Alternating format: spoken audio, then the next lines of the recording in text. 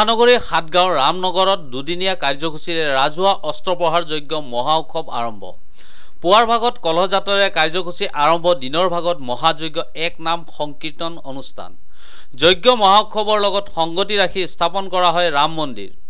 ৰাম মন্দিৰৰ ৰাইজৰ বাবে আনুষ্ঠানিকভাৱে মুকলি কৰে স্থানীয় পৰিষদ গকুল গোস্বামীয়ে। ৰামনগৰৰ অস্ত্ৰপ্ৰহাৰ যজ্ঞ মহা উৎসৱ কাৰ্যসূচীত কেইবা সহস্ৰাধিক ভক্তই অংশগ্ৰহণ কৰে। ভাল লাগিছে কাৰণ আৰু এটা কথা মানে এতিয়া এই যজ্ঞৰ দ্বাৰা মই ইয়াত দেখিছোঁ যে মেক্সিমাম নতুন প্ৰজন্ম ইয়াত অংশগ্ৰহণ কৰিছে। এইটো এটা বৰ দৰকাৰী বস্তু, কাৰণ এইবোৰ বস্তু চবেই আমি কঢ়িয়াই নিব লাগিব ন। এইটো যেনে অনুষ্ঠান হিচাপে মানে পাতিছে, তেওঁলোকে বহুত কষ্ট কৰি এইটো বহুত বছৰ আগৰ পৰাই চলি আছে, আমি আগতেও গম পাইছিলোঁ। কিন্তু এইটোৰ পৰা মই কেনেকুৱা ধৰণে কি কৰিছে ইমানখিনি নাজানো, কিন্তু আজিৰ সমাজত যিটো যুগৰ উশৃংখলতা বাঢ়ি গৈছে, সেইটোৰ বিনিময়ত এই যিটো প্ৰচেষ্টা, এই আধ্যাত্মিকতাৰ যিটো ভাৱধাৰা, সেইটো যুৱচামৰ মাজত অলপ মানে হ'লেও যুৱচাম মানে আকৰ্ষিত হ'ব বুলি মই ভাবিছোঁ।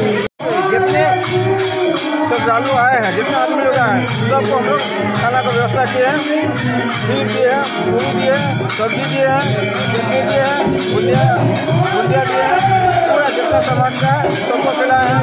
और जो चीज जो आने वाले दिन नहीं है, जो आते हैं उन लोग को सबको हम लोग मिठाई खिला सकते हैं। আজিৰে নহয়, বহুত বছৰ কিছু বছৰৰ মূৰে মূৰে পাতি থাকে। মই বোধকয় 20 বছৰৰ মূৰত পাইছোঁ, মাজতে হয়তো পাতিছে যদিও মই গম পোৱা নাই। কিন্তু ইয়াৰে মানুহখিনি বৰ একাগ্ৰতাৰে একেলগে থাকে, বহুত মানে সকলো সম্প্ৰদায়ৰ মানুহে লগ হৈ আছে, বিৰাট মিলাপ্ৰীতি। আৰু ধৰি লওক এতিয়া বৰ্তমান যুগত আমাৰ যিটো ধৰ্মৰ প্ৰতি মানুহৰ আস্থা বাঢ়িছে, বৰ খুব ভাল এটা কাম কৰি আছে তেখেতসকলে। আশা ৰাখি ভৱিষ্যত আৰু ভাল হ'ব, তাৰে আমি শুভকামনা।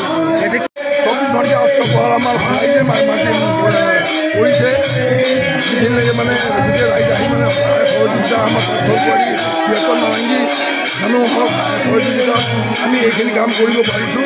তেওঁলোকৰ সকলো সহায় সহযোগিতাত এইখিনি কাম আমি সফল হ'ব পাৰিছোঁ। আজি কিন্তু